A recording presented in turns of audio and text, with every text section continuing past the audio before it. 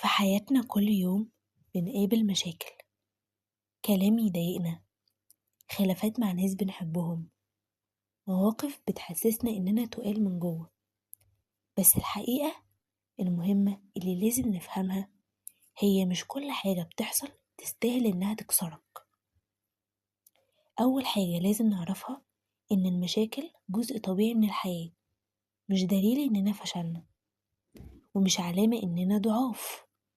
في ناس بتخلي أي خلاف صغير يكبر جواها، يفضل يلف في دماغها ويخليها متوترة وحزينة طول اليوم. بس السؤال هنا، هل المشكلة هتفضل بنفس الحجم بعد يوم؟ طيب بعد أسبوع؟ بعد شهر؟ غالبا لأ. المشكلة مش في اللي بيحصل، المشكلة في الطريقة اللي بنفكر بيها. مش كل كلمة تتقال تستاهل رد، ومش كل موقف يستاهل إننا نعيد 1000 مرة في دماغنا نفس الموقف.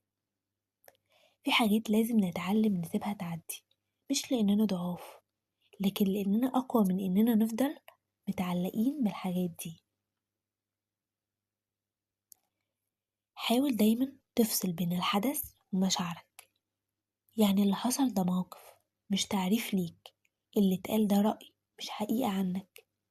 لما تفهم الفرق ده هتلاقي نفسك أهدى بكتير. ولو حصل خلاف اسأل نفسك، هل ده يستاهل إني أزعل وأتعب نفسي، ولا أقدر أعديه وأكمل يومي بشكل طبيعي؟